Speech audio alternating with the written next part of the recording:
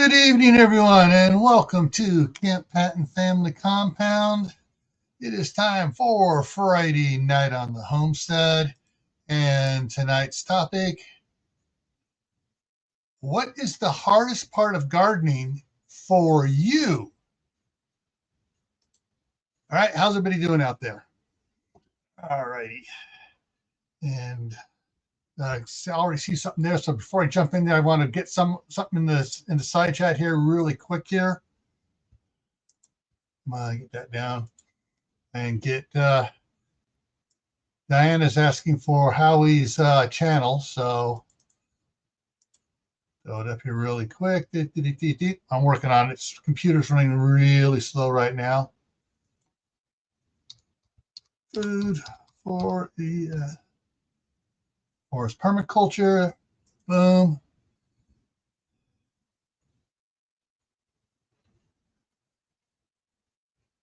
And of course, it's going to videos and not the channel, so I got to go back up and hit the filter. You got to set the filter for the channel name because they're just throwing out videos instead of bringing up the channels first like they used to. Okay, here we go. So this is Howie's channel link. There it is. And so let's say hi to everybody. I didn't miss anybody to see. So Shady Hill Homestead was first one in, followed by Phelan Clan Wolf, then Ada Nair, Angels Homestead, Prepper 101, Diana, Howie Food Forest Permaculture, and Swaffer Homestead. All right, that's everybody making comments. If you haven't made comments, at least say, hey, I'm working. No problem there. We love lurkers. Just everyone remember, hit the thumbs up. Help me out with YouTube's analytics. And okay, peeking into Super Channel. Hello? Okay, so I try to do this type of one at least once a year before everyone starts doing their gardening, so everyone can share the problems they had, and you can also share what worked amazingly too in your in the previous summer's gardening, or in the case of Jack and Geeky Gardens, what he's doing right now in Florida, because now's the time they grow in Florida, because in the summer it's too hot too. All right. Let's see. And then we go back up there and Phelan Clan Wolf said the weeds. Yeah. So and then Purple 101 said not killing the plants. All right. Anybody else made comments on it, what it is? Just going through, making sure I catch everything here. If anybody made any. Oh. So Angels are starting them indoors and bending over and tending to them after transplanting. Yes. Part of my problem with that is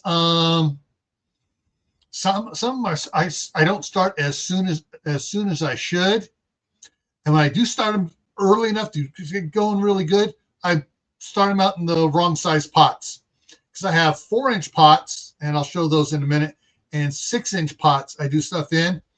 There are going to be a couple of them here in another month. I'm going to start some in 1-gallon pots, just to try to beat some of the problem here. And Howie went down to the organic farm down the road and loaded up on veggies.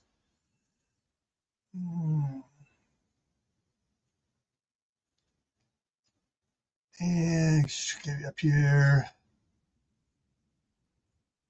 Hardest parts, the failures.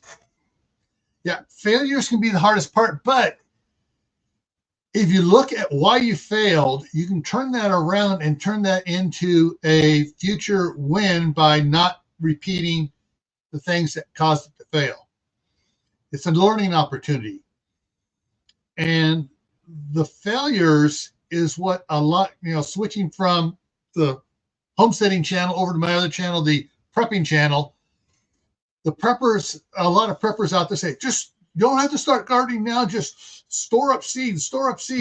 Well, if you don't start gardening now, how are you going to learn what fails, what works, and what will provide you the most food if the situation arises where that becomes your only food source?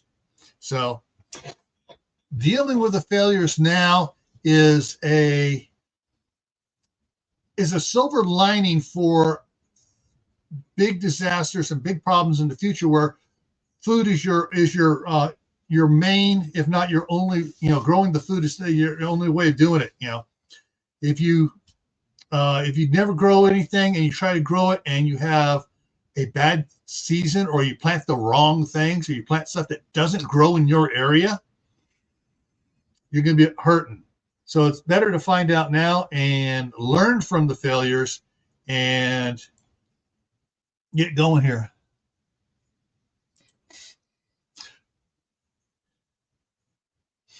Yeah, I had some really good results with the zucchini,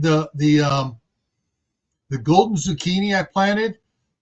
The last 2 years out front in 2024 had, I had 4 or 5 plants out there, and that was more than me and my daughter and all their chickens could deal with. Yeah, she actually took some of the ones that had gotten too big for them to use. She just went, quartered them lengthwise, opened them up, and laid them in the chickens, and let the chickens have at the seeds. Saved on feed costs for the chickens. This year I had 5 this year in back around the apricot trees that I planted, and same thing. And it's like, for what I've learned here is zucchini seem to grow really good here. And of course, in California there, in the San Francisco Bay Area, zucchinis grow really well there. Patty pans grow excellent there. And so this year I'm going to try some of the patty pan zucchinis and see how they grow here. But I'm also going to start 2 of those in a gallon jug, so a gallon pot. So as soon as the last frost is gone, I can take them out, drop them in, and really get a lot of stuff out of them. Let's see. Okay, so I'm going to drop this one in here. This is hang on here.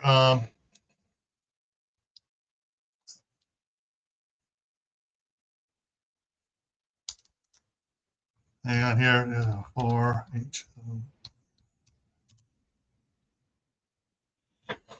All right.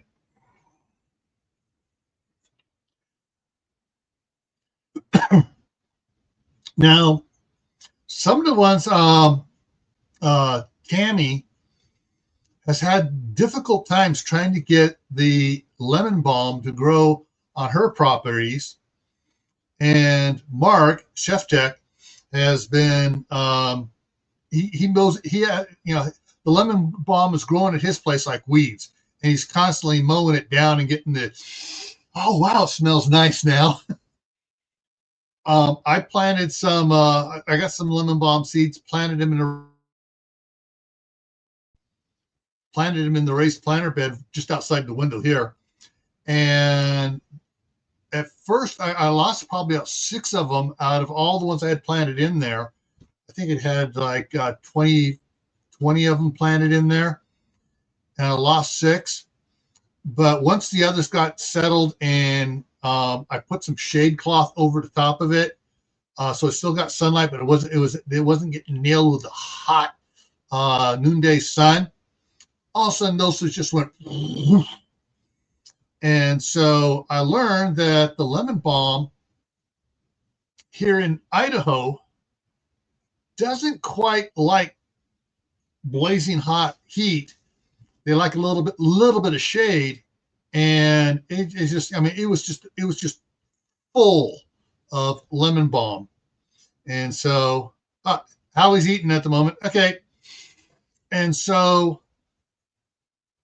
it, the learning curve is not the hardest part for me. I have to agree with Phelan, is that weeds becomes the hardest part. Particularly for me, there are 3 weeds that are absolutely a friggin' terror. Star thistle, absolutely bad. Morning glory, absolutely bad. Russian broom. I can handle the Russian broom with no problem at all if it weren't for the other 2.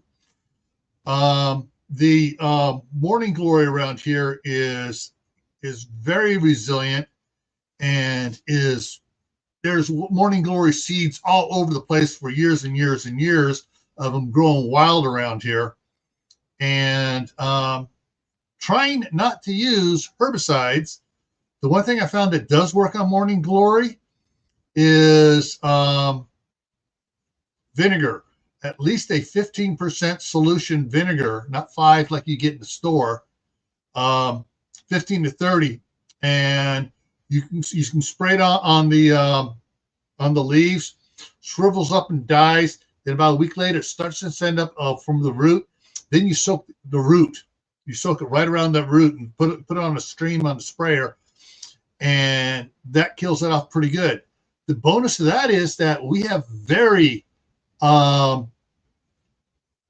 pH soil, which is a base, and vinegar is an acid. So you spray the vinegar on the soil, and it brings the pH down for that part of the area you sprayed it on.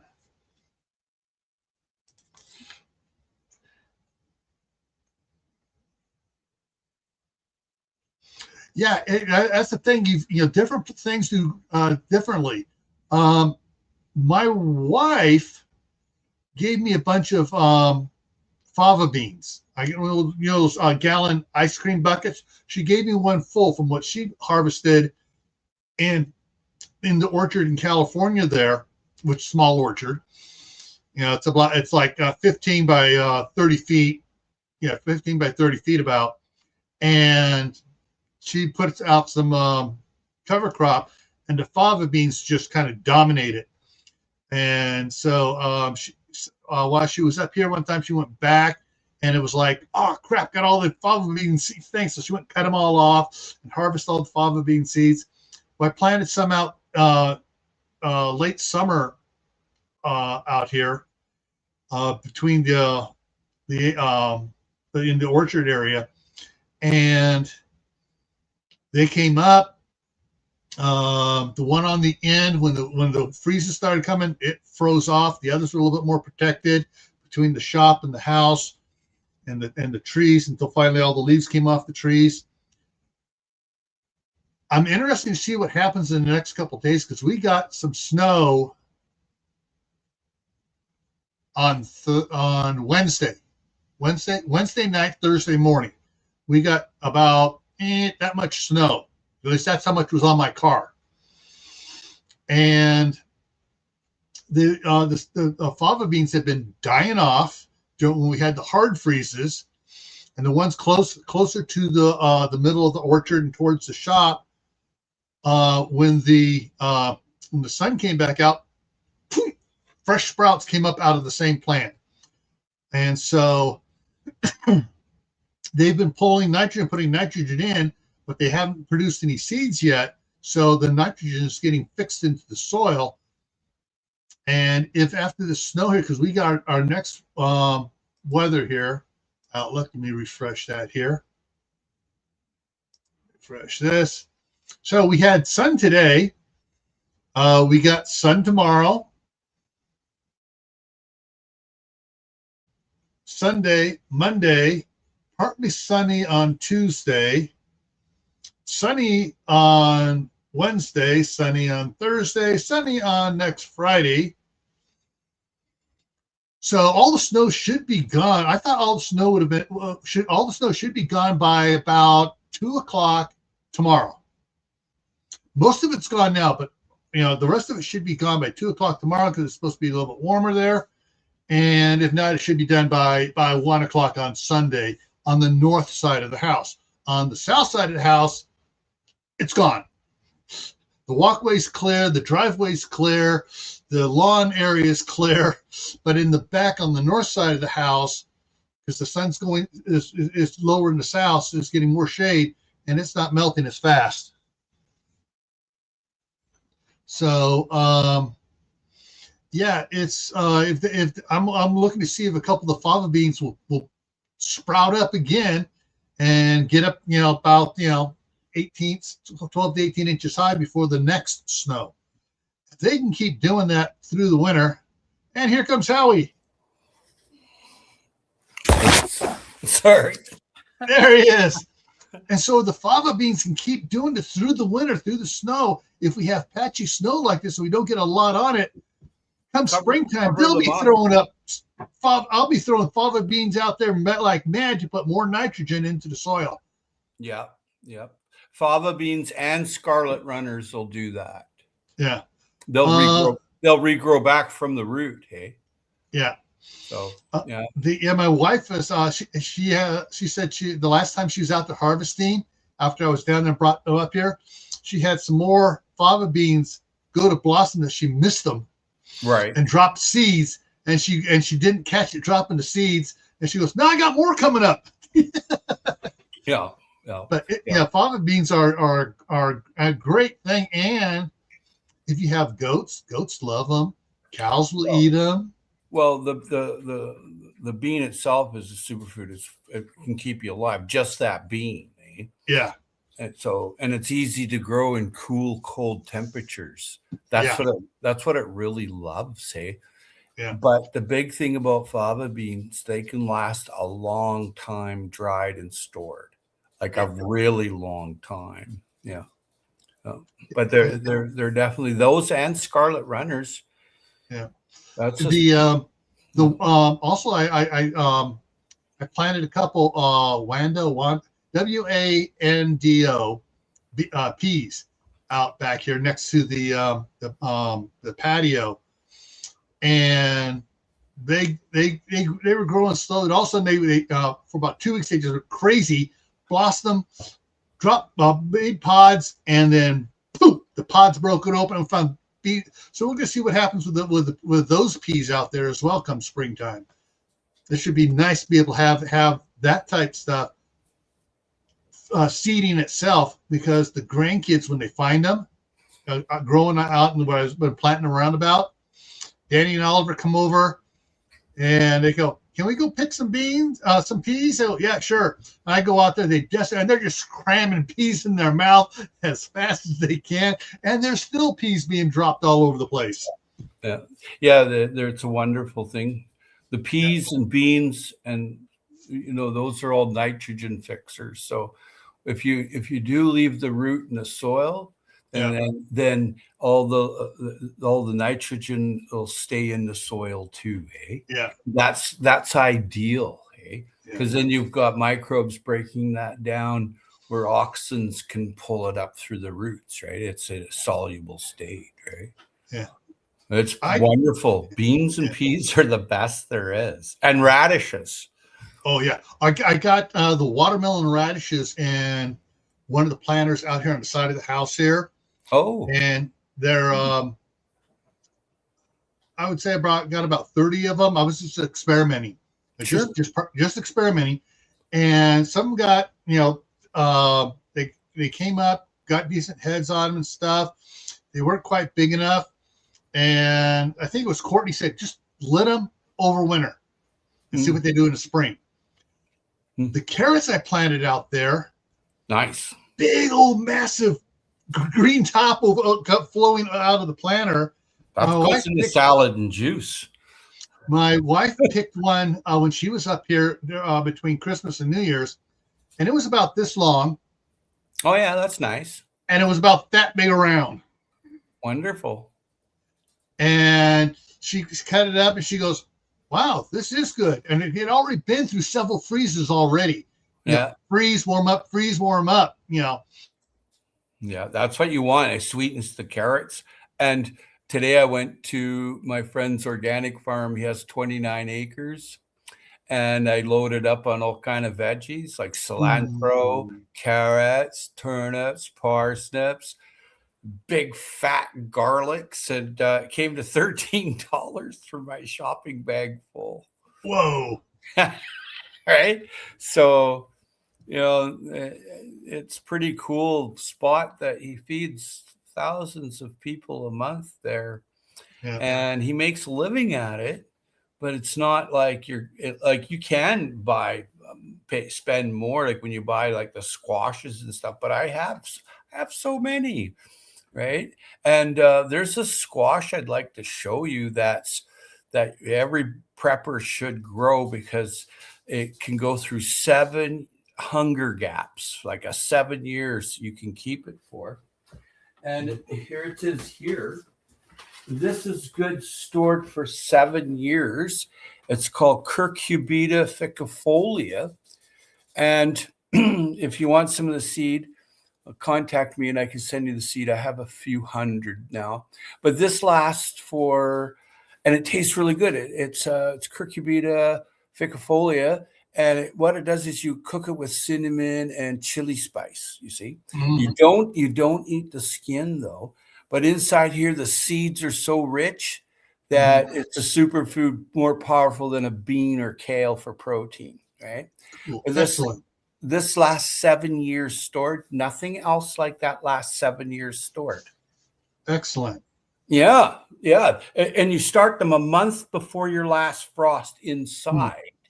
And then you put them outside, hey? And the leaves look just like fig leaves. That's why it's called figifolia. And Cucurbita is from Mexico desert region. And these grow wild, but they're much smaller. Right. This has been loved, right? And so watered. A few of them. But the whole thing is these last 7 years, superfood. And ladies, you drop a few pounds of weight when you eat this thing. It's a diuretic like you wouldn't believe. You lose a lot of water weight. So you get, and that happens right away. And it's perfect. It's perfect for diabetics too. All right. So Howie, you got several people asking for the name of it. So if you could type that into the chat. I tried. It won't let me type anything in there. It's called Cucurbita. C-U-R. Cucurbita, B-I-T-A, Cucurbita ficifolia, F-I-C-F-O-L-I-A, Cucurbita ficifolia. And it lasts 7 years on the shelf. You ain't going to find nothing else that's going to last that long unless it's like camas bulbs. They last hundreds of years, but they're like little tiny sugar cubes, right? That's what you want to look at. Is that the proper spelling of it? I couldn't tell you. Cucurbita ficifolia. That's it. Kaylin Strain's all over it. She's a really smart cookie. Oh, yeah. Yeah, I've watched her do her she does these things where it's war preps and stuff where you eat the food pack they give you. I forget what they're called. MREs, yeah. And she has a ton of them. It's kind of cool watching all that, hey, because that's what it might come down to. If you can't go outside and get your food and grow your Cucurbita ficifolia, I'd like some MREs. All right. There was who had the question on here? Was asking about the arrow garden I have. And there's a question. Yeah. I didn't have much luck with it the first time I tried it, but I know that Jujubee has been having excellent luck, and she's been posting on Facebook about it. Yeah. Okay, and so I'm just saving it. My wife talked to my wife. I'm going to save it till she comes up here. And then she's going to try growing herbs and stuff in it. Nice. So I'm just saving all the components I got for it are being saved for her. Swaffer Homestead says overcoming what Mother Nature throws at us. Yeah, it's kind of hard to overcome Mother Nature. You got to try to work with it. Sometimes Mother Nature has a warped sense of humor. Like right now, I mean, we got, the snow is melted on the front. I mean, it's just like by now we've had snow that by now that lasts for a couple weeks, not just a couple days. Yeah. Well, I haven't had any snow. None. Yeah. And like a couple of weeks ago, I had 17 Celsius. That's like summer, August weather, hey? Yeah. Yeah, it was weird. And tomorrow I'm going to my friends, and we have 150 plus citrus clones to make. Yeah. So that'll be fun. Several kinds of citrus, and so that'll be interesting. I'll own about half of those, and he'll take care of them. And we're going to take them off of his clones in his orangery. I grew all the citrus for him from small, and a lot of them from seed. So yeah, that's going to be my exciting day tomorrow. Next day, I got to go to church. Well, friends go, so I go. But they're all gardeners. Some guys there, a lot of them go there are gardeners. They have a food exchange there too. So it's interesting. So Caitlin couldn't get her watermelon rashes to form the bulb. Mine, I could tell we're doing it. But what I had problem with this year, I planted some parsnips out there. And I could not find the bugs that were doing it. They were devastating the greens. I mean, that can happen if you're unbalanced. Yeah. So I'm, and the thing is, I put shade cloth over it, and suddenly the shade. I left the shade cloth down for about a week, and the bugs went away. And then I started opening it up, and it was okay. And I left it open for 2 days, and they just came back and just had a feast. Yeah, but I got 6. Yeah, I got 6 of them that are still struggling, and so whatever root's in there is I'm going to let it overwinter and see if it does like a carrot does and continues growing in the spring. Yeah. What else we got here? Going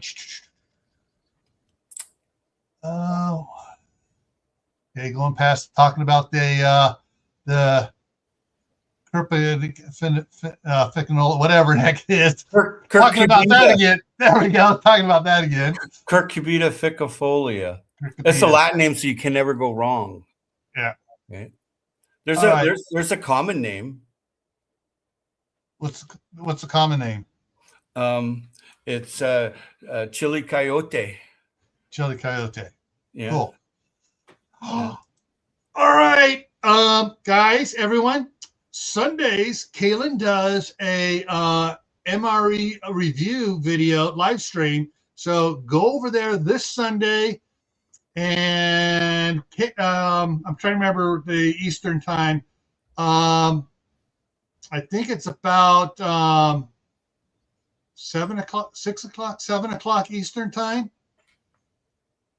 that she goes live, and wish her a happy birthday. Happy birthday. Utah Mike's in the house. Still eating butternut spaghetti squash here. Excellent. Hard to try new varieties. Yeah, so many of you.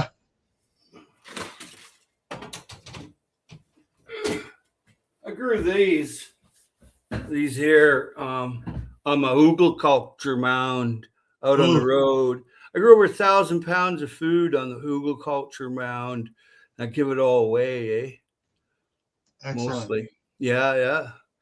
But it come in handy if there's no food at the shelf at the store. From when you put the seed into the ground till 2 years later, then you can utilize this stuff. That's 2-year span. Eh? Yeah. Even though it goes bad on a piece, don't worry about it. Just cut it off, and the rest of it is fine. Yeah. I love growing for the rainy day. Don't ever think that something's difficult to grow If it doesn't grow, it's okay. Try again. That's all the fun, you know. If you fail, just keep going, you know. That's the hardest part, is to keep going. You don't get disillusioned with it and like, oh, I put all that time into money and soil. I made this and did that and I watered that and then I didn't get anything. That's okay. Just keep going. Yeah. Right? Interesting thing. All right. So in late summer 2024, I planted all the fruit trees.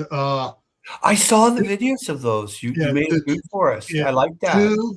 Two apricot, 2 peaches. They grow well where you are. Yeah, 2 pears, 2 cherry trees, and 2 apple trees. Yeah, that's good. The apricots, when I bought them and put them in, they were in like a 7.5 gallon bucket. Yeah. And so I planted them and stuff. They had a couple small apricots on them. Okay, and I wanted to do roots because it was late in the season. So I took all the apricots off except for 1 on each tree. Yeah. Same thing for the peaches. Peaches were loaded. Took them all off that. This summer, they just went hog wild. I mean, I had so many peaches and apricots. I was eating apricots like you can believe. Nice. Danny and Oliver over here eating apricots. You have the cold hours, so you're going to get the apricot or peaches or even apples need cold hours, right? Oh, yeah. So you get it in Idaho, man. You're lucky. I don't get that here, hey? Yeah, the Alberta peach. That's a nice one. The trunk on it from this spring to this fall when all the leaves came off, went from about that size to that size. Yeah. I mean, it like 3 times the diameter. They have a taproot. They go straight down, eh? Yeah. And they love heat. And they love being fed. Yeah. Well, they got heat this summer, and I fed them well. Yeah. I have 2 different mixes to put on there, plus a couple bottles of fish emulsion. Nice. Do you ever get that peach curl? I did a little bit. I picked it all off, and you can do that. When I picked it all off, then I went out there with. I'm not sure if I was supposed to do this or not, but it seemed to work. I went out there with a spray bottle of Dawn soap mix, and I sprayed it all down because I was thinking, okay, the way it's moving around, it's like it might be being transferred by a bug, like mosquito or wind. Yeah, you know how mosquitoes will transfer diseases. Yeah. Oh, for sure. So I sprayed it down, tried to get all the bugs off of it. Yeah. You know, and there wasn't any in the latter half of the summer. No peach leaf curl on it, and I had so many peaches. I was going to go. I went to California to get move some more stuff up here and spend a little time with the wife. So I took 2 big boxes of peaches back there. And she's her peach tree back there. She has, it's, you know, she fertilizes it, takes care of it, but it's just kind of struggling back there. Yeah, that can happen. And when I took these back there, she goes, "Are you poking fun at me?" I go, "No, I know you love these peaches. Here they are. I saved these for you." You're a smart guy. Keep her happy. Yeah. Peaches, if you are having that peach curl problem, if you plant it under an overhang, you don't get the peach fungus, right? Yeah. That's all. Yeah. That's all. You know, unless you have a strain that it doesn't get the peach fungus, and you can do that too. Yeah. If you're like in an area like me on the Pacific Northwest, you must put that peach underneath the eave if you're on the coast. If you're up in the mountains where you get the cold hours, you don't have to so much. Because and the Okanagan here to Okanagan Lake to Osoyoos and Oliver, all down through there, that's all peach growing land. Peachland. Yeah. There's a place called Peachland even. I seen peaches, no kidding, man, the size of my freaking face. They got some big ass peaches in Peachland. I was driving down the road and I'm like, oh no, it can't be that big. And I looked at it, man, they were huge. The apricots I had are getting to the size of the apricots that we used to grow at my parents' place in California when the clay sewer pipe going by the apricot trees got the roots from the apricot tree got into the sewer line, and we had apricots that looked like they were oranges. Yeah. It's funny that you should say that, because apricot has a taproot and it goes straight down, but it will, if you're near the line, it'll go over and swing over and to get the water. But normally apricots, peaches, figs, they're taproots, which is not a lot. Most are lateral roots on fruit trees. So, and that what happens there is the root goes out along the ground like that, and then it's looking for water and nutrients. Okay, but the peach doesn't do that. It goes straight down. Same with a fig. And well, I know that for my mom's apricot tree she had back there in the 60s. Yeah. The front lawn was we had a well, so we weren't paying the city water for that. And the front lawn was getting watered twice a day. The area around the trees were where she had carnations planted were getting watered twice a day, so that it was getting a lot of water. But it must have sniffed out that sewer line. Went 15 feet over and nailed the sewer line. But we had monster ones for that year. And it can happen. It can happen. You're a little close. Here they plant spruce trees because they got a small root system and rhodos around houses. Yeah. Because they got a small little root ball, they're not going to travel into the system. It's an interesting topic, because I've had this conversation with civic engineers in the vegetation department here, and they tried to do all kinds of creative ways to keep it away from perforated pipe coming off somewhere, like off a gutter. Yeah, you're quite right. It's interesting, taproot.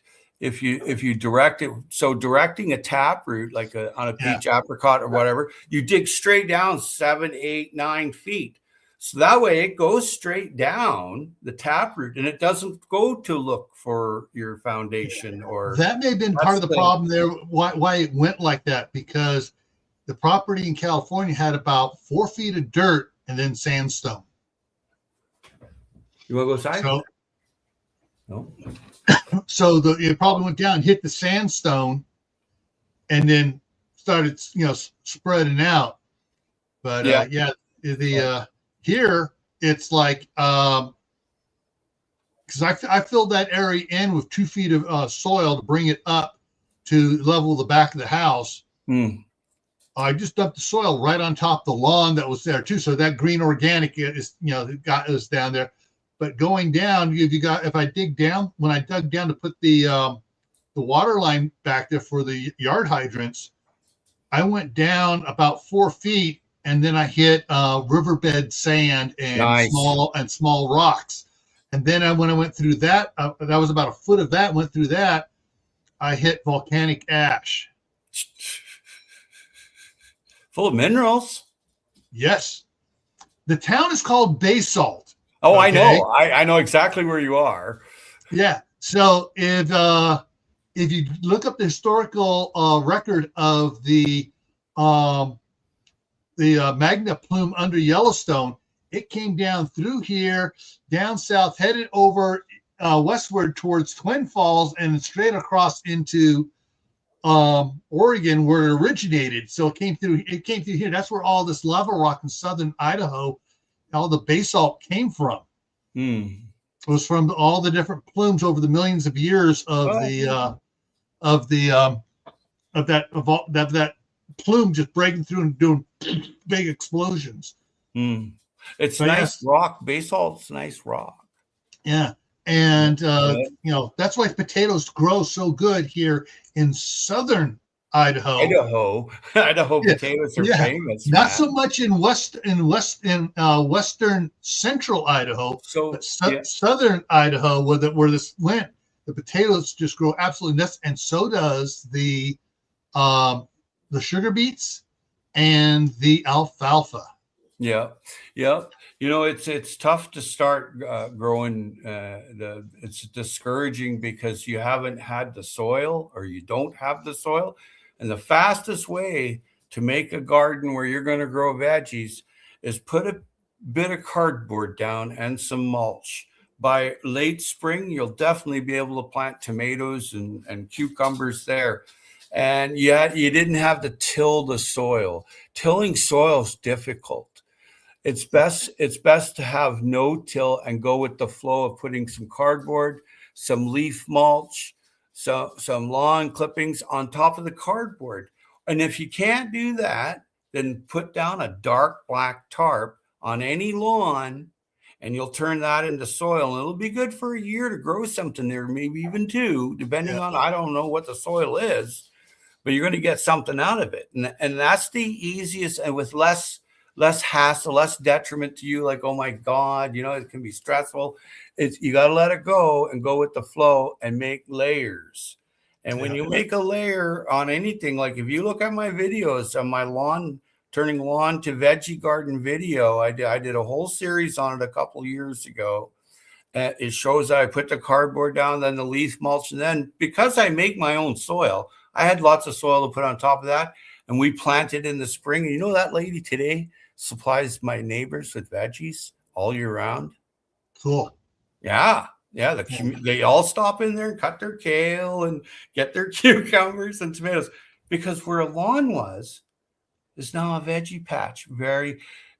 She really understood my neighbor, that you don't have to mow the lawn anymore. You don't have to put weed and feed on it anymore. You don't have to water it anymore. Yeah. What's interesting here is I'm trying to think back when I took down all those cottonwood trees. We took down, like, I'm trying to remember, 12 total cottonwood trees. Yeah, the best soil comes from those. And the inside of a couple of them, my grandson could crawl up and we cut it down. They were Lombardis. I saw them. They were all rotting out and stuff. Yeah, they get a fungus and it rots inside. You're quite right. All the branches and stuff, the guys ran the chipper here and just dumped it here on the ground here, and I put it around in my garden, around the orchard, and around the west side of the house, and around to the north side of the house. And I had the sprinklers on that just about all summer long, and about halfway through summer, I had all these little white cap mushrooms coming up. They were kind of cone shaped like that. I don't think they're edible. I don't think they're edible, but there's stuff going everywhere from those mushrooms. Well, the thing is, mushrooms are edible once, right? Yeah. It's dangerous when you play with mushrooms, right? Yeah. But I had that on the one. So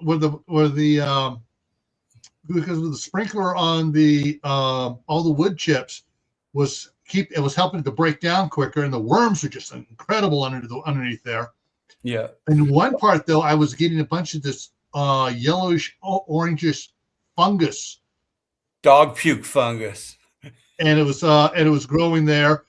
And that's the first one to grow. And then there were a couple spots of some black stuff.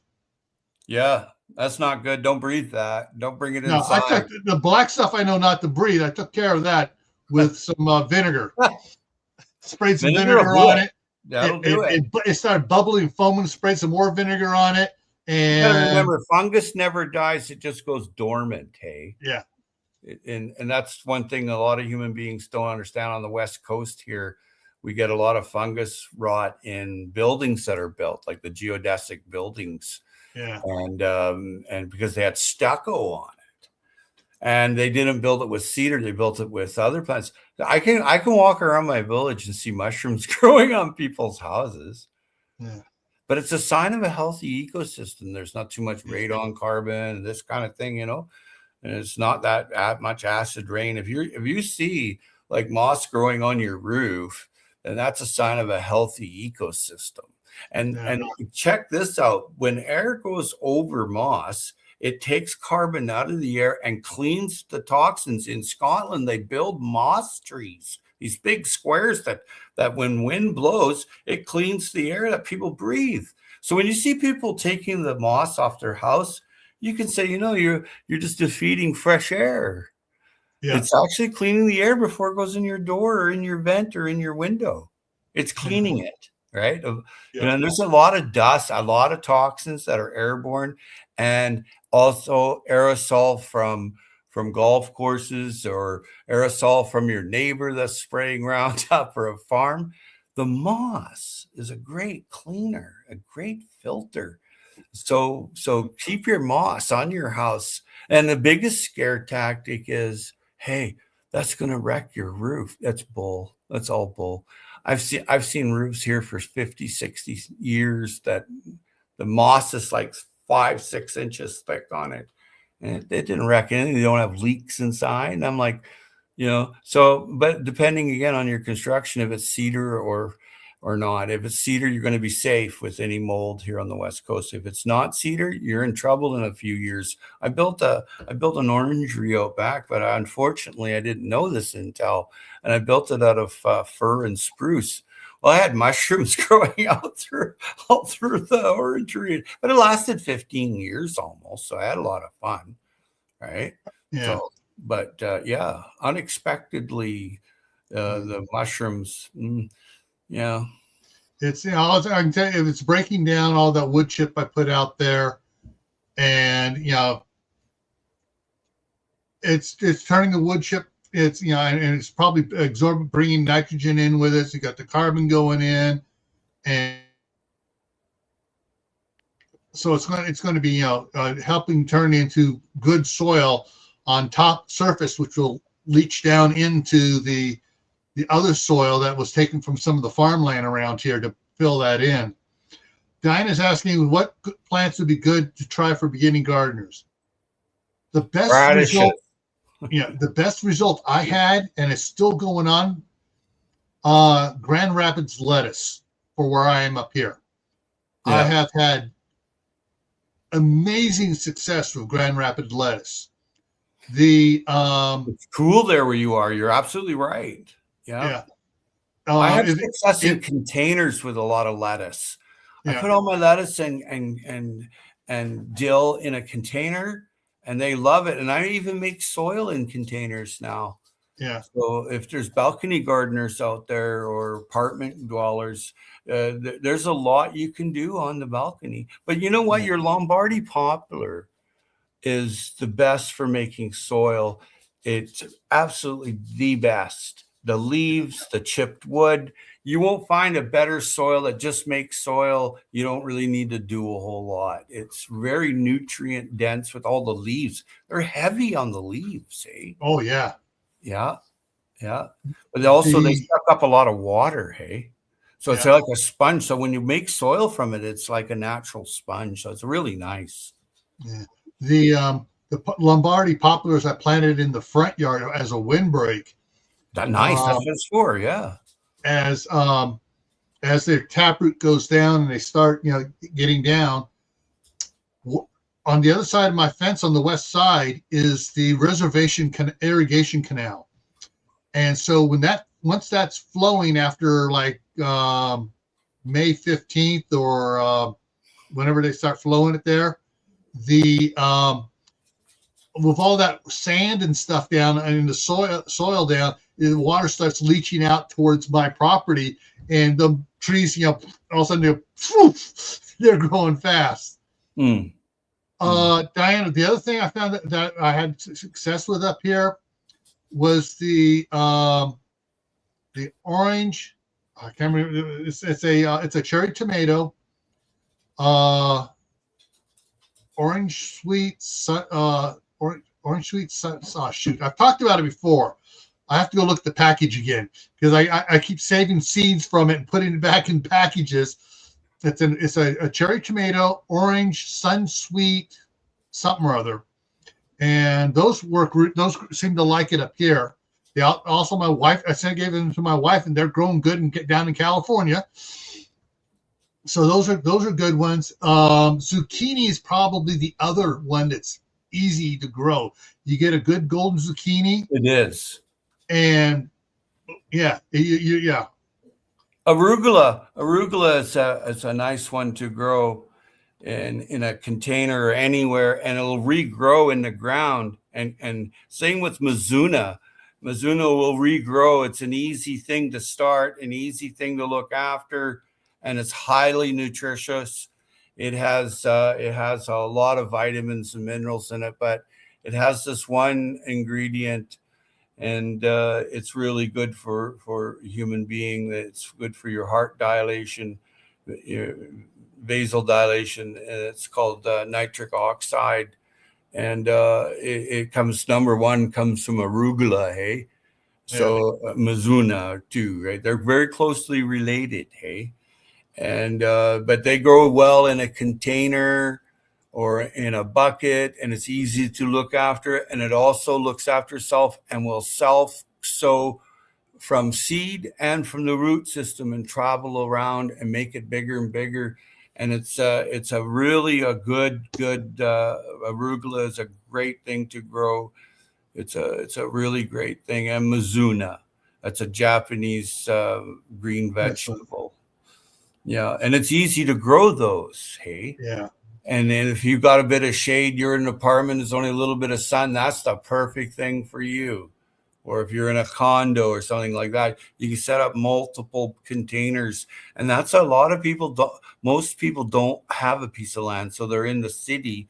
So it's called urban food forestry or urban food growing, or whatever you want to look at it. It's in the urban spectrum. And I did a lot of studying of people growing food in their, small, very small backyards and condos and duplexes. And I'll tell you, you can pump out a lot of soil.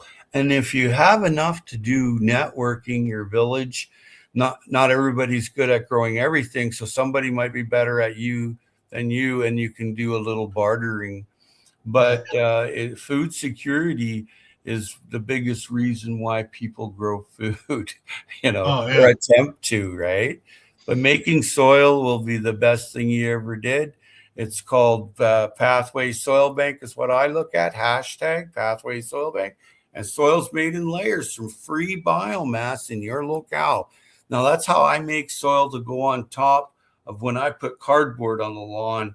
And then I put a mulch on that, leaf mulch or bark mulch. And then I put my own soil that I made on top of that. And I'm ready to go. Not with a lot of hard labor either. You have to be ergonomic and think with this and not with that. That being said, my friend, I enjoyed listening to you and your endeavors. My very best to you in 2026. Yeah. And I hope one day to meet you. That would be fun. Yeah. One of the things I've started when I got done with all the sunflowers and the pumpkins and the cantaloupes that were out in the front, I went in there with my tractor and I just scraped it down, and I pulled it all, buried all the sunflowers and stuff, pulled about 4 inches of soil off that into enlarged area. There's a place up here called Wolverine Landscaping Supply. They make some excellent compost up there. They get the stuff from the cow poo from the dairy. They get the wood chips and stuff from some of the wood companies and stuff, and they make their own. That stuff was amazing. And so I'm going to get a couple loads and just top where I pulled that 4 inches off. I'm going to put 6 inches of that on top of there. Wood ash and biochar. That's your best friend. Wood ash and biochar. You're going the right route. I seen you with your tractor and you're growing your food and you put your food forest. And you're smart, because one day if you can't leave the property and go get some food, at least you got something when there was nothing. and you're a smart guy to do those things. You're very smart to do that and keep going. And the biggest thing is people if they get disillusioned is because they didn't have a concept of their observation. You have to have a concept. That way you have some way of, even if you may fail, at least you had some structure and you learned something from it. The biggest thing is making soil and looking after your soil and not neglecting your soil. A lot of people neglect their soil where they don't put the biochar into a wheelbarrow, load it with wood ash and water, mush it up with some compost tea. Twice a year, put it over your gardening where you're gardening your bed. The microbes are going to love you. The plants are going to love you. That's good for 50,000 years, hey, biochar. It doesn't rot, but what it does is it provides homes for microbes that look after your soil. And when you start learning about soil and vegetables and how they grow, like Mizuna, 20 years ago, I didn't know what Mizuna was. And I'm like, well, what's Mizuna? So every time I got a chance, I went out and I looked for the seed and where it was growing. And the Japanese grow a lot of it. So I worked in some gardens. So that's how I learned about that. And arugula is it needs to be in a cool area.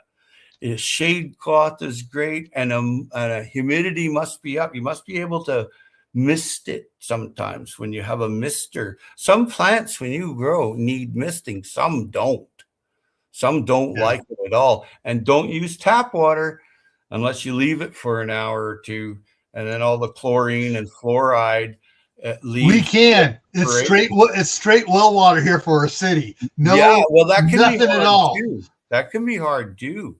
It can be brackish. It can be calcifying. There's a lot of things.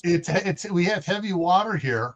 You need to put a water softener on it then for the house. Yeah, out in the garden when it didn't seem to affect the garden at all. And when I had the sprinklers on, the only thing I could see is on some of the when some sprinkler caught part of the trees, they would get some of the calcium or other mineral buildup on the leaves a little bit, but the other leaves is getting all the sun, so it grows so fast. You see it on the leaf. The next day, you see the leaf has grown a little bit and it starts flaking off. So it naturally gets rid of the stuff on it. Yeah. Some people stay awake at night worrying about cardboard, or they'll stay awake at night worrying about something, overthinking it. Microbes make a lot of toxins inert. Now, that being said, I know a lot of people that grow with cardboard, okay? Or if they put down a piece of dark tarp and kill everything in there, so you don't have to do the work of sitting there picking out sod and turning it. I'm not into all the hard work. I'm just not. And cardboard, take off some of the things that you see in there. You'll see some metal tags, staples, plastic tape. Just take it all off. And then when you look at it, don't use colorized cardboard. But if you do use colorized cardboard, it is made with soya ink now. It's not like what it used to be when you had blue, green, and red lacquer at the pulp mill going into it. It's not like that anymore. It's not like that anymore. It's come a long ways so that cardboard can be recycled for putting in human food in packaging. It's come a long ways.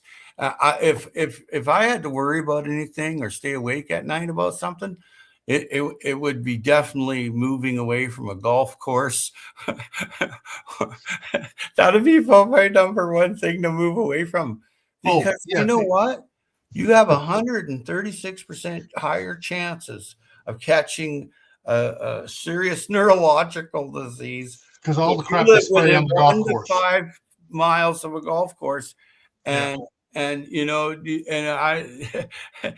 not. That's not my study. That's like from some very smart people. Yeah, I saw articles on that last year on that. Yeah, well, what happens is the aerosol travels up to 5 miles. Yeah, and what's interesting is back in California in Martinez, there are 2 golf courses, and those have hot spots for cancers around those golf courses, and nobody knew why. Yeah. It's generally it's neurological. The myelin sheath gets worn down, and your DNA can't replicate properly. And that's not my finding. That's findings of some, scientists and really knowledgeable people that come up with that. And I'm just a parrot. I'm not, I'm not adding to it or taking away from it. It's common knowledge now that you're not going to fare well in a toxic environment. Like when you look at people in Sardinia or in Japan or in Italy or Greece, they're 100 years old. Why? Because they go get fresh fish, they go and grow their vegetables, they got their little flock of goats right here with their milk butter. They have the glyphosate free pasta. Oh yeah, that's not even allowed in their country. Yeah. No, that's why I buy pasta from Italy, because it's non-GMO'd and it's not sprayed full of Roundup. See, the big thing in Canada and the United States, before I go, just one more thing. It's super important to remember that when wheat is cured off, it's first killed with Roundup. Yeah. So that your kernels and stuff, the wheatlets, can be taken out with a combine harvester type piece of equipment. That being said and done, do you really want that? Bye, Italian Pasta. Gil, it's been a pleasure. All right, Howie. Take care, my friend. Okay. Thank you for helping me. Thank you for all the help you've given me. Oh, that was fun. I just don't know how to get out of here. Yeah, you got it down at the bottom, the little red button down at the bottom there. Never hit the little red button. All right. So Serena mentioned that Amazon has a metal mass compost sifter. So I looked it up. There it is, right down here on the left-hand side. And then, of course, they got some other containers that you bury in the ground, put your compost in it, the worms get to it, and then you can pull it out or just dig the compost out if you use in your other garden stuff. A lot of good stuff. All right, coming up here tomorrow on Saturday, I'll be over along with Chef Tech. I'll be over on Shadow Scout Swedes live stream. Starts at 2:00 Eastern. The topic is, what are your plans for riots and what follows afterwards?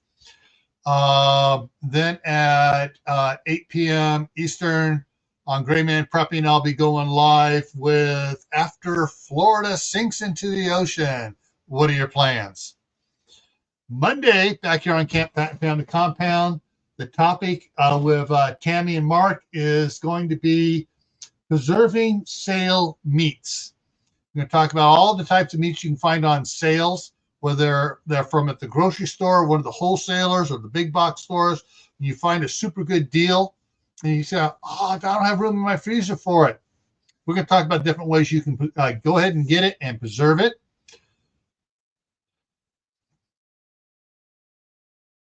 That's what I said. Plans for, what is your plan for riots and what follows afterwards, aka martial law. Tuesday on Gray Man Prepping is what 10 preps help you sleep better at night. Thursday's the Midnight Ride, and then next Friday night here is making fire. And we're going to talk about how to make fire, why you want to make fire, why Homestead wants to have fire on it. And so fire is going to be a topic for next Friday night. It's going to be very interesting, all the different things that we tie into it. All right. So everyone, work on your plans for what you want to plant this spring and start working out your schedule, when you're going to need to plant, what one's indoors, how soon you can do it, and how you want to organize your garden. All right. So we'll hopefully see you tomorrow for the Shadow Scout Swedes live stream, and then my live stream on Gray Man Prepping. All right. Take care, everyone, and stay safe.